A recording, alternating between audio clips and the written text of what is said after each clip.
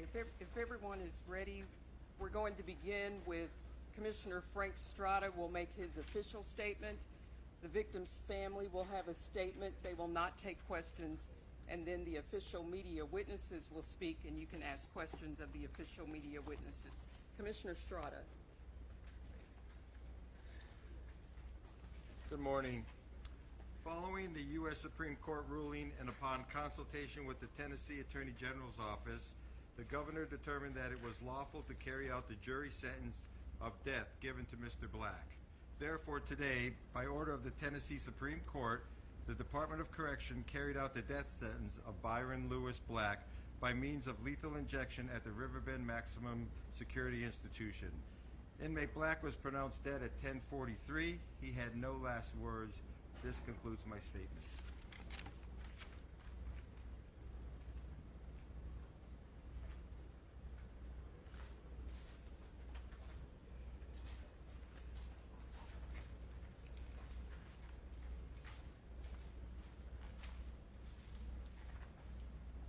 Good morning. My name is Abigail Geyer. I'm with TDOC Victim Services, and I will be making a statement on behalf of the victim's family. The statement is from Lynette Bell.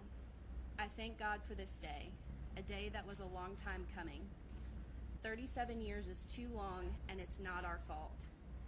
He got to take that up with the Master, the Redeemer. He brought this on himself. I am thankful and grateful to see this day, the load and burden that has been lifted off our hearts, not just me, but my family with me. I thank God for making this happen. His family is going through the same thing now that we went through 37 years ago. I can't say I'm sorry because we never got an apology. He never apologized, and he never admitted it, even on his dying bed, that he took it to his grave with him, and he knows he did it. And this is closure for my family. My sister and her 2 daughters can finally rest in peace. This statement is from Marie Amelia Bell. I thank the Lord for letting me be here to see this closure. I hope that we can be in peace from this day forward. Thank you.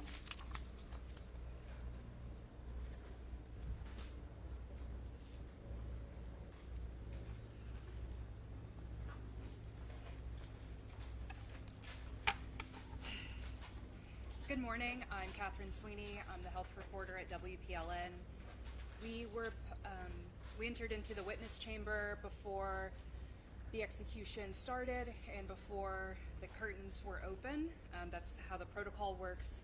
While the curtains were still closed at 10:31, the mic came on. They did a mic check. That's mostly because of the last execution we couldn't hear very well, and so they made some improvements, and that was very obvious. It was much clearer and much louder than at the last execution. There was some static, and then we heard his spiritual advisor tell him to focus on his breath and comfort him. Again, that was at 10:31. The curtain opened shortly after at 10:31. There was a sheet over him, which is normal. It was pulled up significantly higher than it was on Oscar Franklin Smith. It was over his hands. He had no last statement. He was facing the witnesses in the other chamber. There are 2. So he was facing the one that had family in it. The attorneys and the rest of the press and I were in another one, and he was perpendicular to us.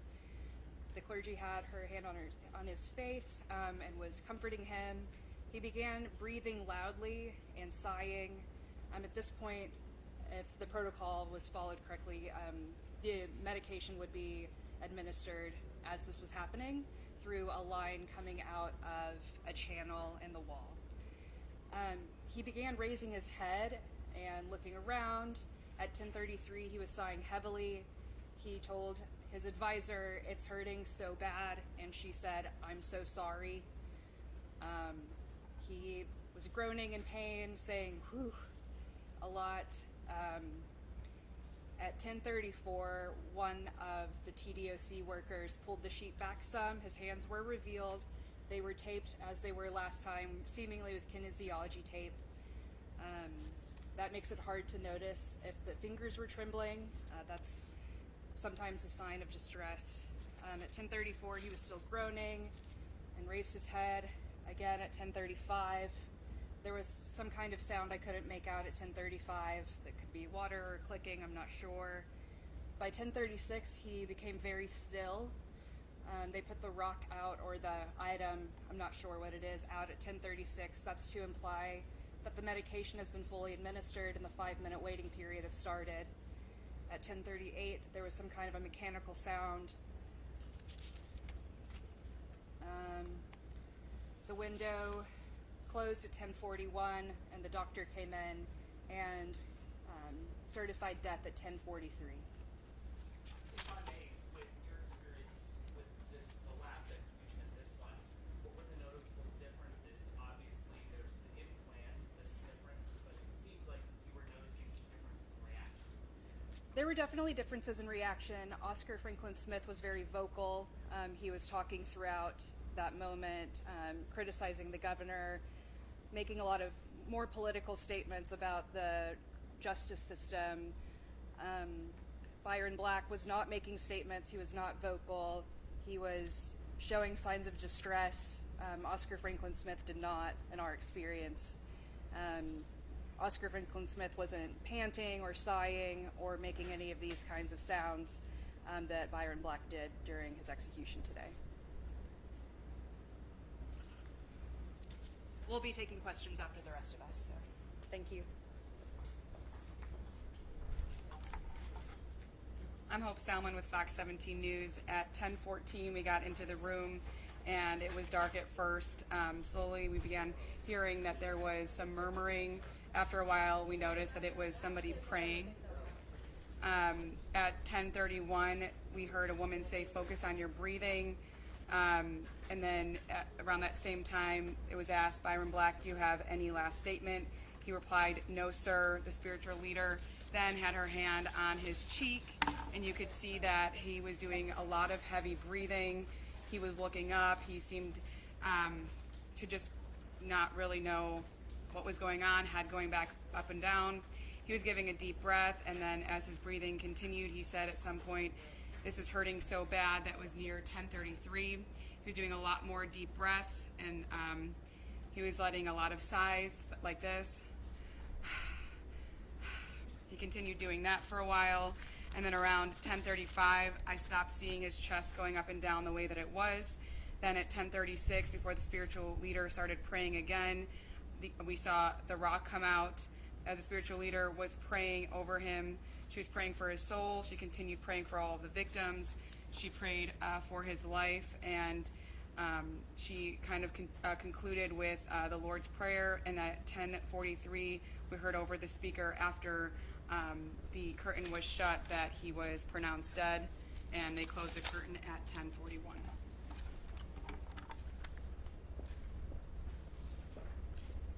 Good morning, Tori Gessner, WKRN. My notes are very similar. We went back in the room about 10:14.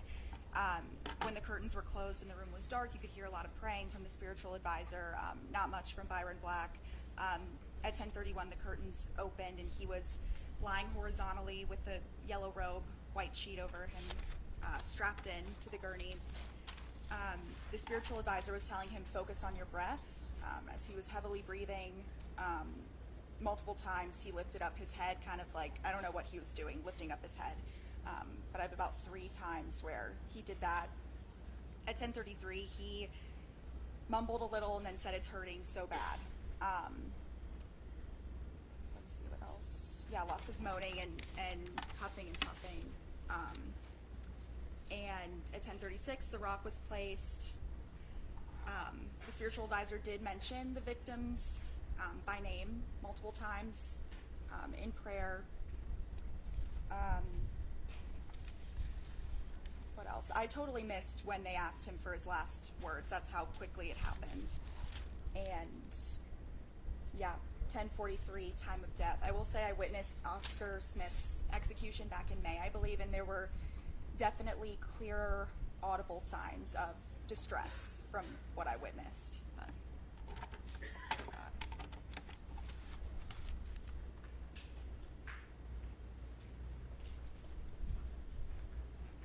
Hi, I'm Nikki Hauser. I'm with News Channel 5. A lot of what I'm going to say is the same, but I'm going to talk about the moments that really stood out to me. One of them was the last words. We were in that room for about 10 minutes, and about 30 seconds in, they asked for last words. He said, "No, sir." And they got the thing started. The spiritual advisor was with him the entire time. They seemed to have a really close relationship. She touched him on the cheek for a good amount of time, about a minute. It was there while she said, "I'm going to lay my hands on you in the name of the Father, Son, Holy Spirit." He kept taking very deep breaths. His head did go up a couple times and then back down on the sheet. I'm going to repeat this part because it feels critically important. At one point, he does lift up and he says, "I can't do this." Maybe whispers, but it was audible. There was a beat, and then he said something along the lines of, "It hurts so bad." The spiritual advisor replied to him, "I'm so sorry." And he audibly gasped or made a sound out loud after that. She proceeds to sing, "The Lord is my shepherd." At one point, they readjusted his sheet. I'm not sure why that happened or why that was the case. And as things go on, similar to what everybody else was saying, a lot of deep breaths, we were trying to understand what that meant. It was clear that something was happening to him that he may be reacting to. His feet were moving at some point, and he did keep bringing his head back up and then down. Those were the main signs that I saw as drugs were being administered around 10:35, 10:36. I didn't see any more movement, and that was around the same time that they brought a rock out to, I believe, indicate that the administering was over or something along those lines. Like someone else said, they did, the spiritual advisor went along and mentioned that they're praying not only for his soul, but for the souls of Angela, Latoya, Lakeisha, that they rest in peace. That praying went on for another 5 to 10 minutes. She said the Our Father, and the time of death was at 10:43. And then shortly after that, we saw the spiritual advisor come into our room where we were viewing, and she had a long hug with somebody. Those are my notes. Thank you.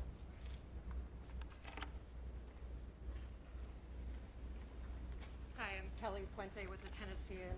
I don't have too much more to add, but I will say that Byron Black did appear to show visible signs of distress.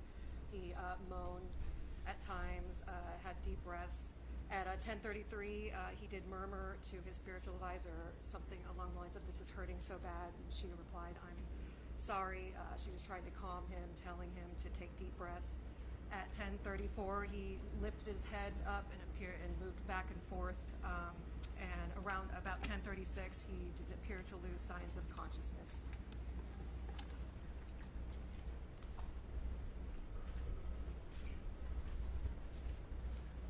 Hi, I'm Jonathan Mattice with the Associated Press.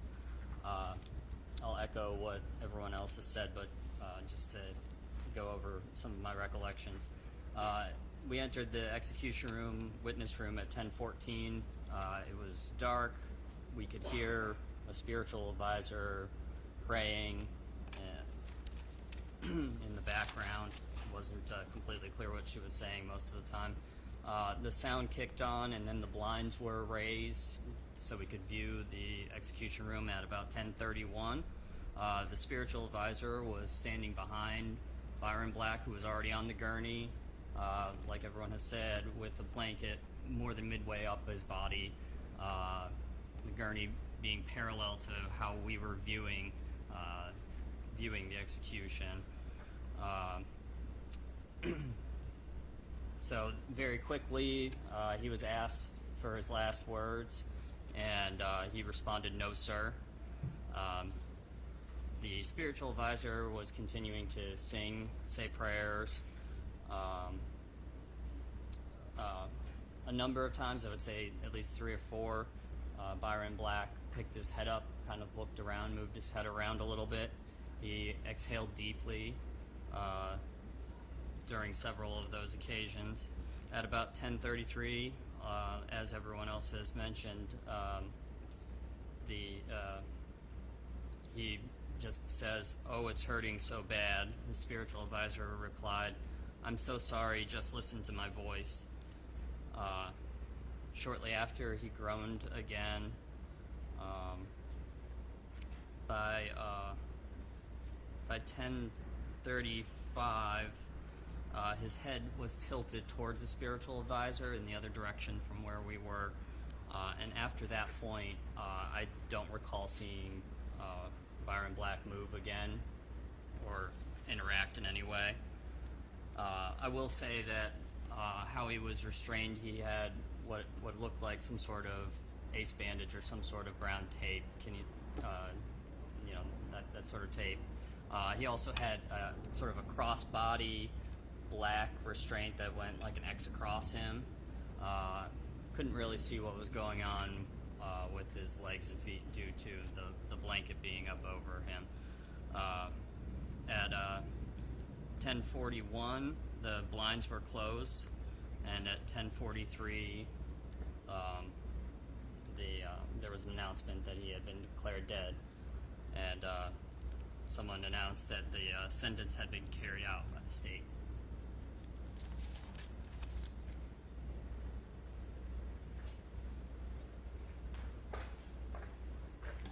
Steve Cavendish from the National Banner. I don't have any other details to add other than I just wanted to speak up and say that it was unanimous among all of us that we saw him in distress and we heard him in distress after the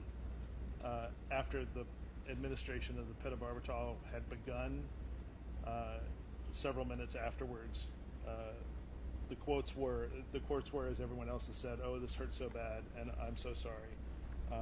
So there was a fair amount of difference between this and last execution. Thanks.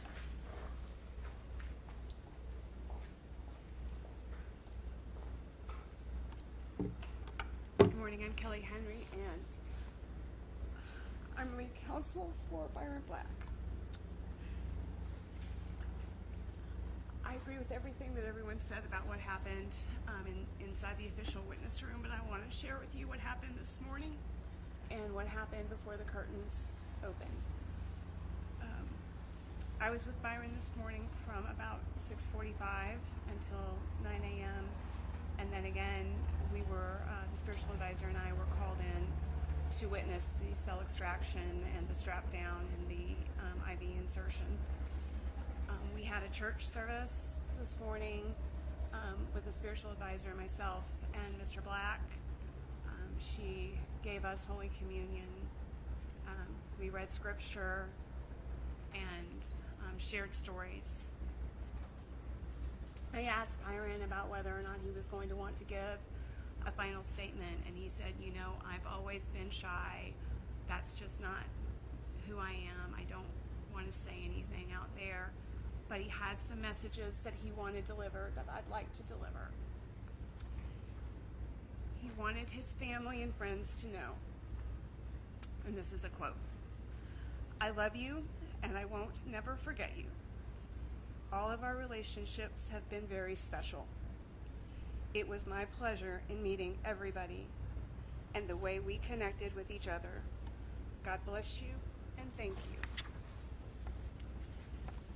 And to his legal team, who I know is watching this live stream,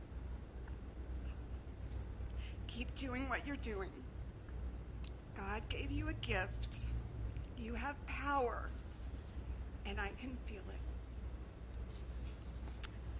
At 10 a.m., the spiritual advisor and I were invited back into the area where Mr. Black was kept in his cell. He was seated on his bed upright. We couldn't see the cell extraction. They directed us to a spot where our view was obstructed, but we could hear the cuffs being placed on his arms and legs, and then we saw him being led from the cell. He had to be held up by both arms. There was a guard on either side sort of holding him because his feet don't really work. They lifted him onto the gurney and strapped him to the gurney at that point. At 10:07, we entered the execution chamber, where they began the process of strapping him down. That process took from 10:08 until 10:14. So that gives you a sense of how many straps and how hard they were. After the strap down team finished, an official wearing an earpiece like a security guard checked each strap to make sure that it was very tight. At 10:15, the IV team came in to begin the process of putting in the IVs. The IV on the right side seemed to go in okay. There was a lot of blood from that site, but they cleaned it up pretty quickly, and I didn't see any blood continue to ooze. That was not the case on the left side. They clearly had a difficult time getting an IV on the left side. They had to bring out some sort of medical device. I guess it was to try to determine how to get a good vein. It took some time before they were able to get the device in. It was at 10:27 in my notes that the device was finally in.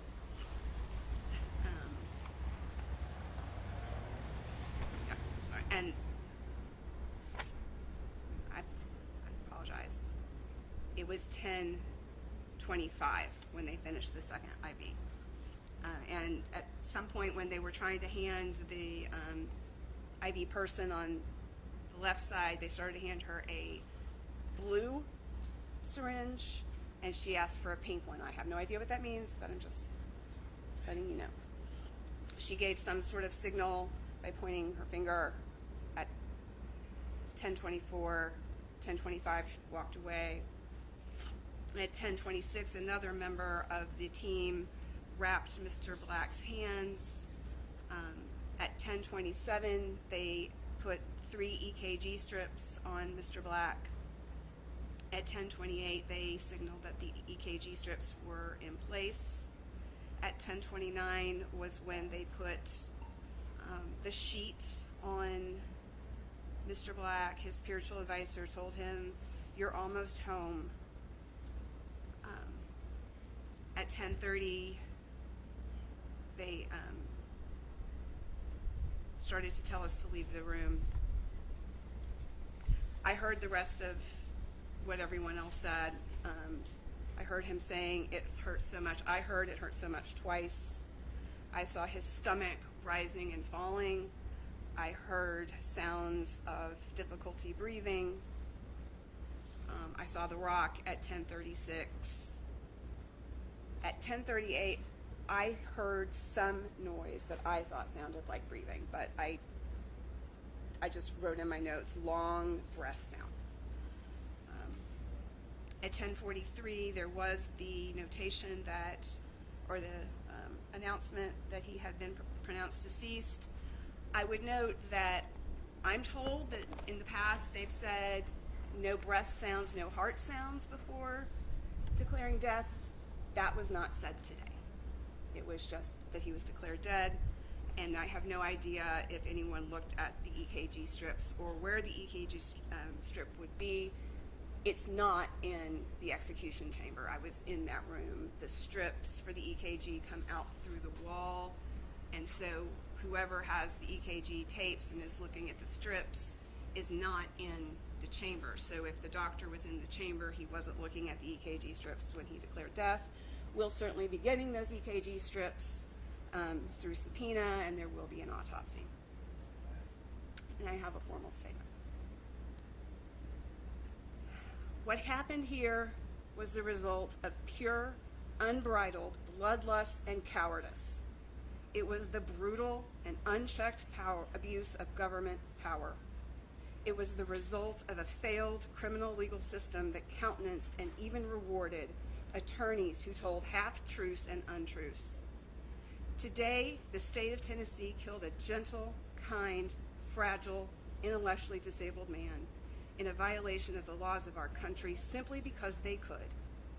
No one in a position of power, certainly not the courts, was willing to stop them. And if you think that what happened today is just about one man, you are wrong. We are witnessing the erosion of the rule of law and every principle of human decency on which this country was founded. Today, it is Byron. Tomorrow, it will be someone you care about. The people who made this happen are not telling the public the truth. They should feel shame, but they seem incapable. I represented Byron Black for 25 years, and for 25 years, every visit with Byron was filled with stories of family. He would fill me in on the milestones of his sisters, nieces, nephews, aunts, uncles, and cousins. He was so proud of them. Every year since 1965, Byron's huge extended family would come from all 50 states for family reunions. Each of the 37 years he was incarcerated, they would remember Byron at those reunions, and his sisters would fill them in on gatherings.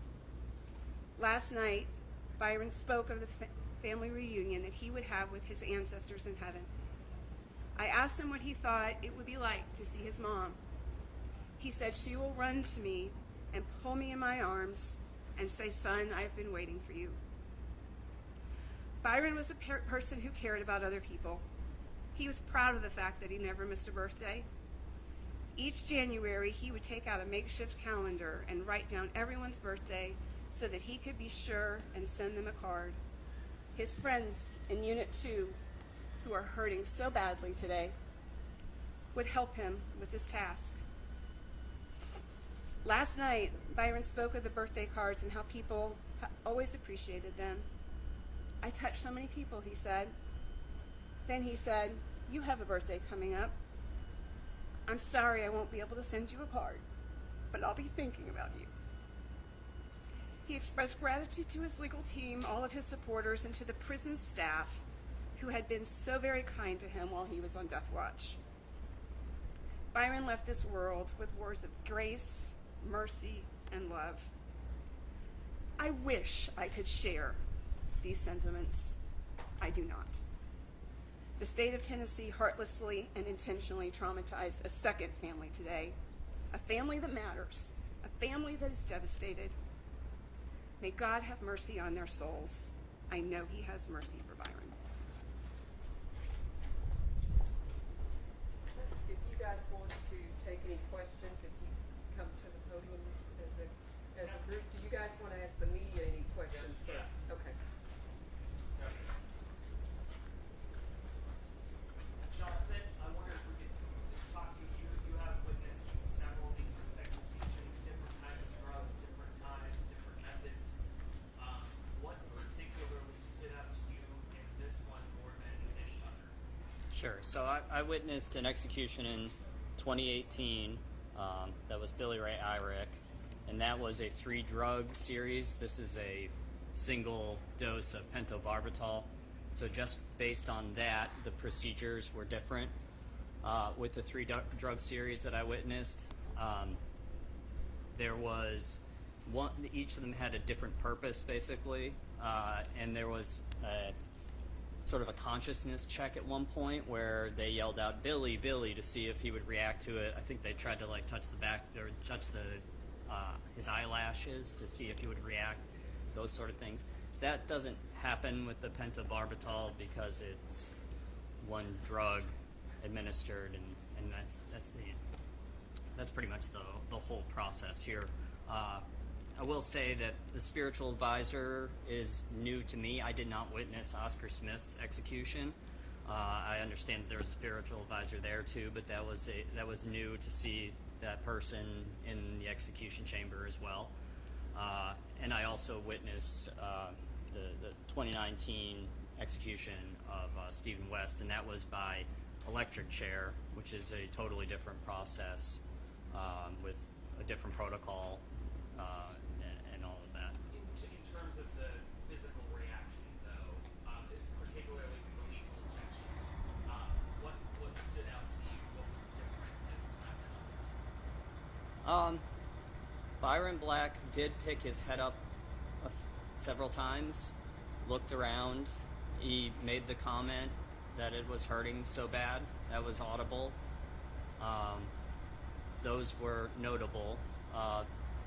Billy Ray Irick was the only other lethal injection I had witnessed, and his reaction was not necessarily. He gave a final statement.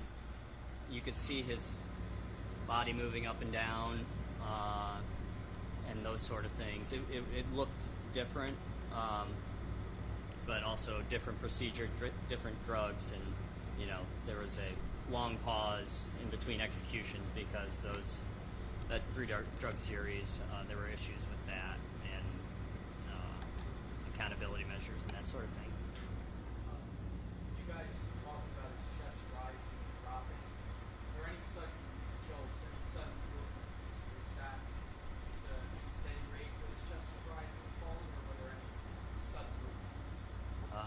Does anybody want to take that one? I don't recall seeing a jerk upward of his chest or anything like that. The movements that I saw were mainly his head coming up a few times, 3 or 4 times, maybe more. Anybody else? I agree. If possible, Steve mentioned that there was a unanimous kind of decision or unanimous agreement that he was in distress. Can you expand on that?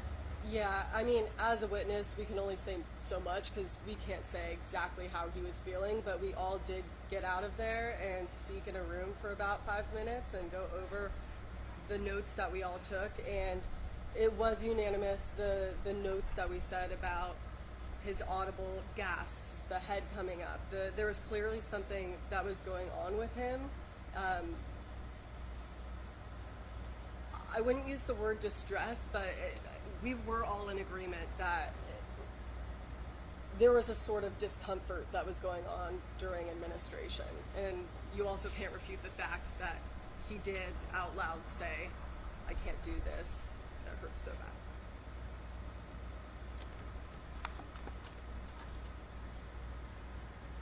Kelly, would it be possible to ask you a question as well? Are you finished? Well, I don't know. No, okay. Let's do the media questions, Okay. and then you can.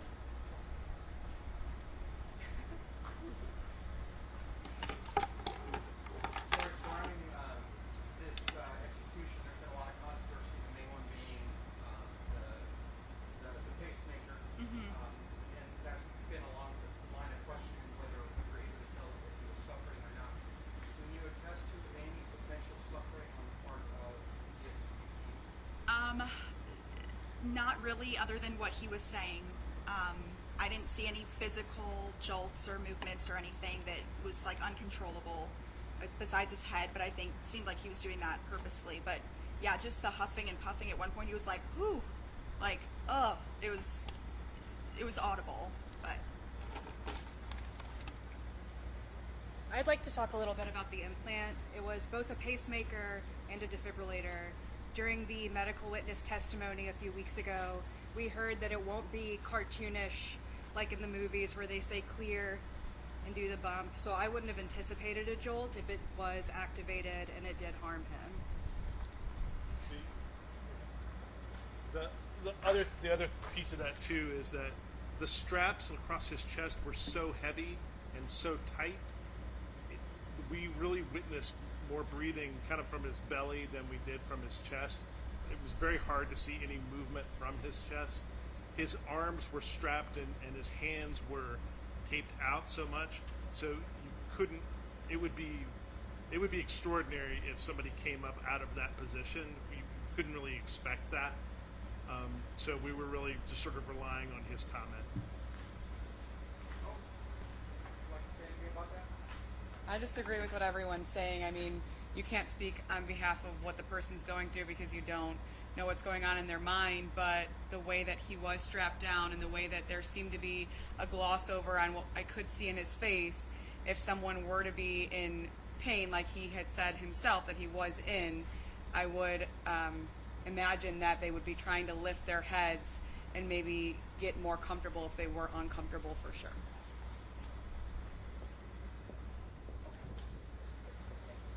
So after you finish your questions, you guys have 1 hour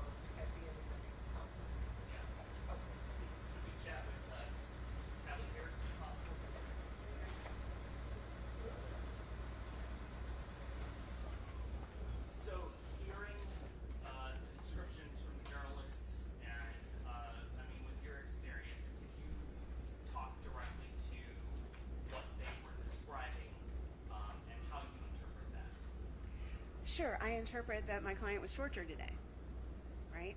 What we know from the science is that the pentobarbital itself is painful. It's incredibly alkaline. It destroys the lining of the stomach, or of the lungs very, very quickly. And so then you have the pulmonary edema, that's the breathing and stuff that you're seeing. The pain that he said he was experiencing could be from the pentobarbital, it could have been from the defibrillator, that we're not going to know. Hopefully we'll get that defibrillator interrogated and we'll have more information for you once the autopsy is concluded and once we're able to get possession of the defibrillator and take it to our own experts. But this is a classic case of a person who was put through extreme pain through a process of lethal injection. And it's what we've been saying in court for years. And the other important thing I would say that we learned through the science, the testimony that Judge Perkins heard, was that there's a difference between being unresponsive and being unconscious. We know that the pentobarbital will eventually make a person unresponsive. So after about 10:36, and when he became unresponsive, that doesn't mean he was unconscious. It doesn't mean he was unaware or he wasn't experiencing the pulmonary edema and the other effects of what was going on in his body. But the fact that he was able to raise his head several times and express pain tells you that the pentobarbital was not acting the way the state's experts claim it acts. Because if it acts the way they testified to, he wouldn't have been lifting his head. He wouldn't have been saying that he was in pain. And what we don't know, because they covered it up by tying his hands down and by covering his feet, those are the things that an anesthesiologist is going to look for to see if the person is experiencing what's happening to them. And that was covered up. Okay. Thank you all. That's all of the time we have now. You have 1 hour from now to please leave the premises.